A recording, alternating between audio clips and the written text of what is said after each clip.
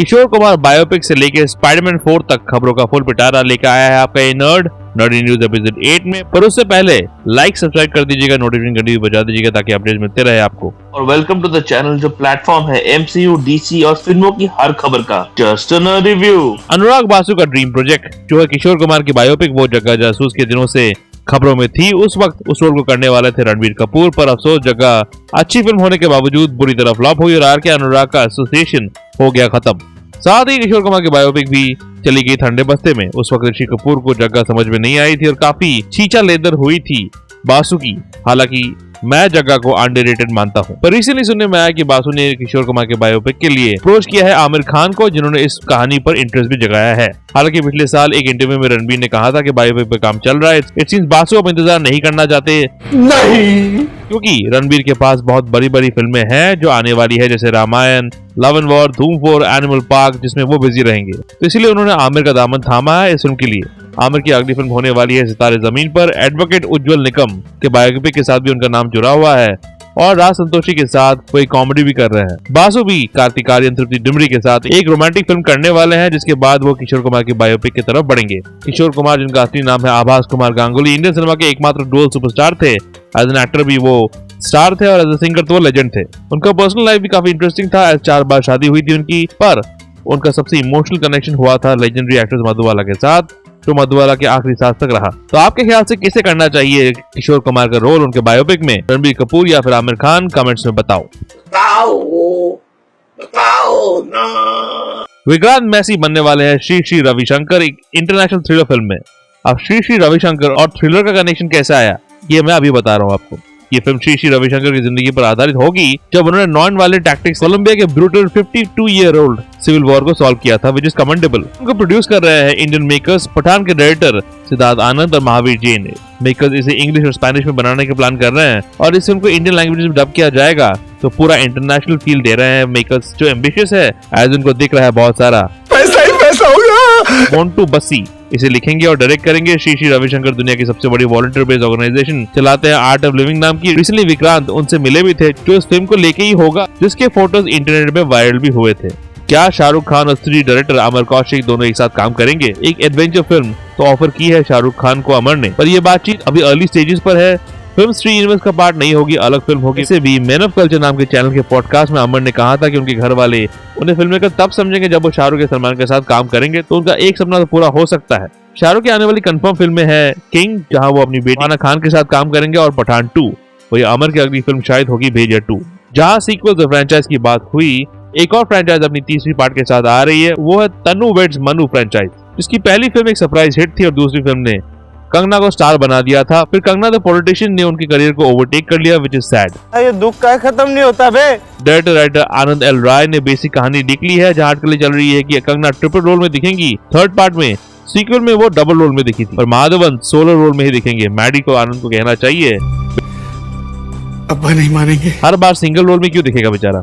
आनंद अभी धनुष कृति सैनन के साथ तेरे इश्क में फिल्म में जुड़े हुए हैं, जिसकी कंप्लीशन के बाद वो बिजी हो जाएंगे तनु वेड्स मनु 3 के साथ। तो ट्रिपल तनु और सिंगल मनु के लिए हो जाइए तैयार। यश राज फिल्म्स की स्पाई यूनिवर्स जिसका है टाइगर, पठान और ऋतिक का वॉर वाला किरदार कबीर, उसकी अगली फिल्म अल्फा, इसमें लीड्स में दिखेंगे आलिया भट्ट और मुंजिया फेम शर्वरी। उसके रिलीज डेट हो गया अनाउंस, होने वाला है दिसंबर 2025, यानी क्रिसमस को सांता आएगा अल्फा के साथ। फिल्म के स्टार्स ने ट्वीट्स के साथ कंफर्म किया इस डेट को। अब्रार बॉबी देओल विलन होंगे इस फिल्म में, और रेलवे मैन के डायरेक्टर शिव रवेल करेंगे इसे डायरेक्ट। इस फिल्म से अनिल कपूर भी इस यूनिवर्स का पार्ट होंगे, जो इस पूरे यूनिवर्स को कनेक्ट करेंगे। पठान 2 में भी दिखेंगे वो, यानी अनिल कपूर होंगे इस यूनिवर्स के निक फ्यूरी, जो कहेंगे सलमान दिखेंगे वरुण धवन की बेबी जॉन मूवी में एक स्पेशल कैमियो में। उन्होंने इस कैमियो को शूट कर लिया है। हालांकि बेबी जॉन को डायरेक्ट कर रहे हैं कलीस और प्रोड्यूस कर रहे हैं जवान के डायरेक्टर एटली, पर सलमान के ट्रैक को लिखा, कॉन्सेप्चुअलाइज, डायरेक्ट किया है एटली ने खुद ही है, जो सुपरस्टार को उनकी अल्टीमेट मासी अवतार में शूट करना चाहते थे। यानी भाई बनेंगे मैसी बेबी वाला जॉन, पर अब्राहम नहीं धवन। बेबी जॉन आ रही है दिसंबर 25, 2024 को। अब आते हैं कुछ डीसी न्यूज की तरफ। जोकर 2 बड़ी फ्लॉप हुई, सरप्राइजिंग नहीं था। जो चीज सरप्राइजिंग थी वो था जेम्स गन का उस फिल्म से पल्ला झाड़ना।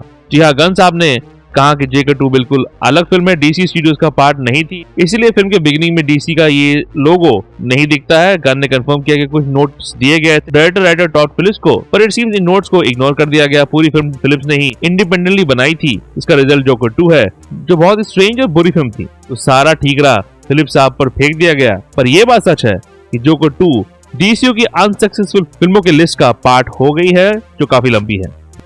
बात तो सही है। पर जिन प्रोजेक्ट से गन साहब पल्ला नहीं झाड़ सकते, उनमें से 4 के बारे में खबर आई है। एक तो है क्रिएचर कमांडो, जहां पीसमेकर के बाद वॉयला डेविस के किरदार अमांडा वॉलर का भाड़ा फूटा और उन्हें सुसाइड स्क्वाड बनाने से कर दिया गया बैन। पर जिद्दी अमांडा कहां मानने वाली थी। उन्होंने सोचा कि वो ह्यूमन विलन्स का टीम तो नहीं बना सकती, तो उन लोगों का टीम बनाती है जो इंसान है ही नहीं। इस टीम को लीड कर रहा है एक इंसान जो कि है actor Frank Grillo.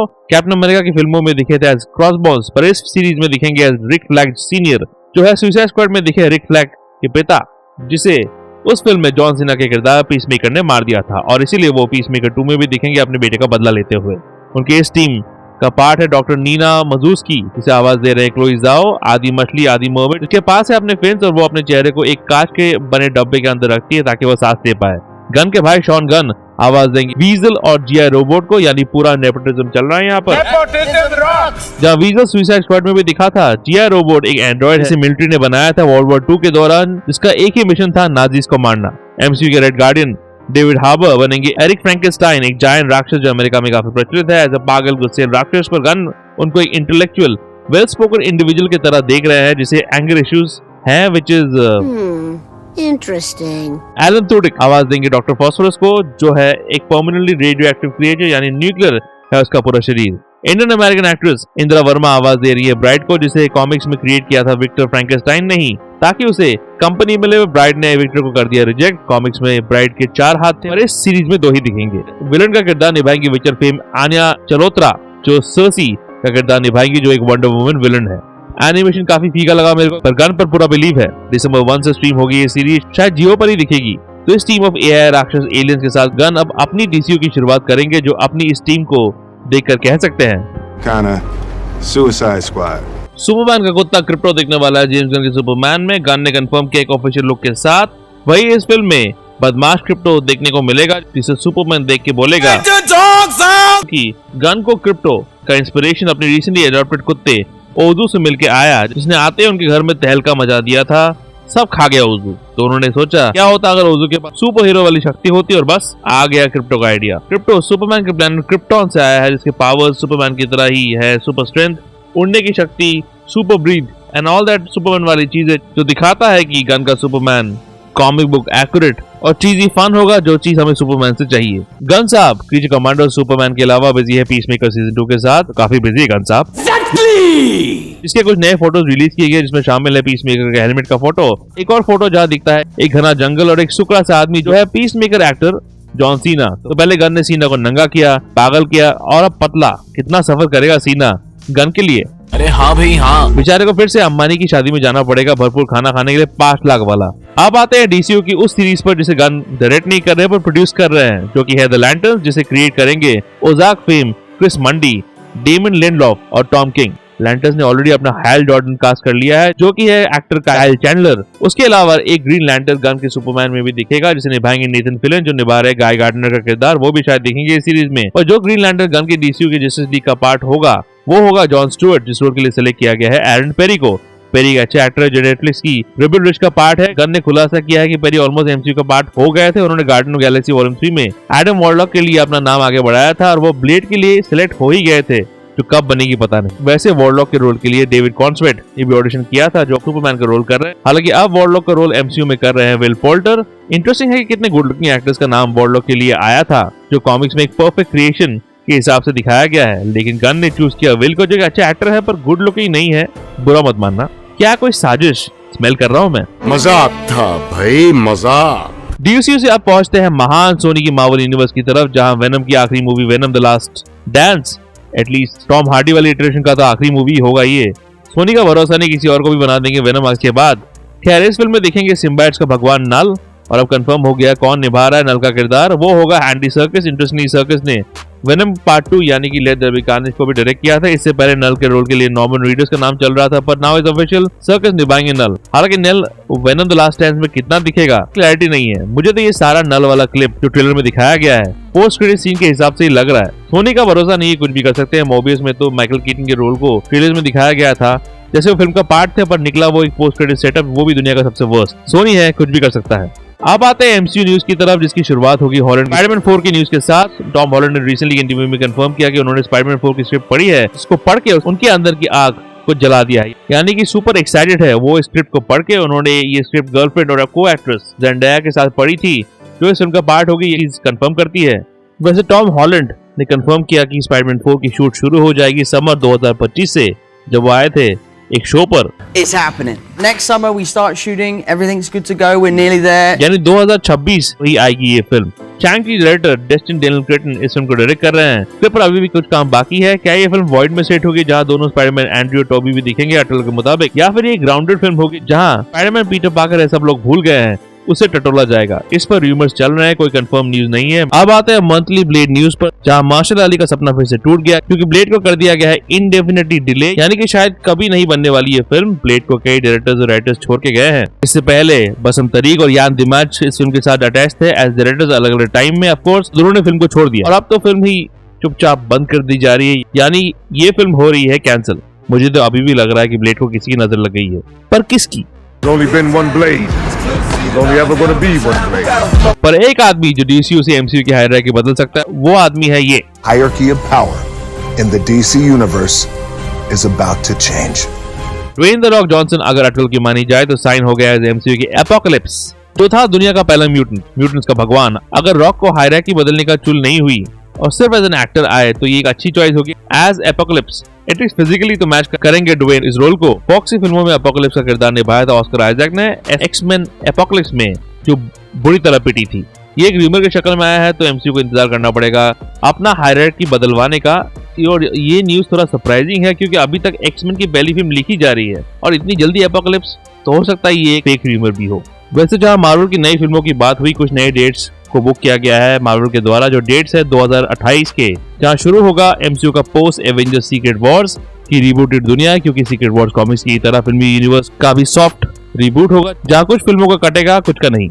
Avengers secret Wars release हो रही है मई 7, 2027 को, और उसके बाद के रिलीज डेट्स होंगे जुलाई 23, 2027, नवंबर 5, 2027, फरवरी 18, 2028, मई 5, 2028 और नवंबर 10, 2028। अब इनमें से एक फिल्म होगी एमसीयू की पहली एक्समैन फिल्म, जिसकी कहानी पर काम चल रहा है। राइटर्स भी सेलेक्ट हो गए हैं। हो सकता है कि नई डेडपुल मूवी पर भी काम शुरू हो जाएगा, क्योंकि बहुत सारे पैसे कमाए हैं उसने और मार्वल को चाहिए पैसा ही पैसा होगा। और स्कारलेट विच मूवी पर खबरें गर्म होती ही जा रही है, खत्म नहीं हो रही है। ये भी हो सकता है कि मिडनाइट सन्स मूवी फिल्म में शामिल हो जाए, जहां finally Blade as Mahershala Ali दिखे as leader of the team. क्या मार्शल का सपना पूरा होगा क्या? नहीं। कैसा लगा आपको मेरे खबरों का पिटारा? अच्छा लगा तो लाइक सब्सक्राइब करो, नोटिफिकेशन घंटी बजा दो ना प्लीज। आगे था एपिसोड 6 में क्यों है पुनर्जन्म टाइम, जानने के लिए इस वीडियो को देखो, आखिर में है, चेकआउट जरूर कीजिएगा और ऐसे नर्डी न्यूज के लिए देखते रहिए just in review. Nerdy view के अपडेट्स के लिए और छोटे बड़े स्निपेट्स के लिए फॉलो कीजिए ऑन ट्विटर @ProNerdyView201 में, और ProNeedDiaryBlogspot.com में भी आपको अपडेट्स मिल जाएंगे।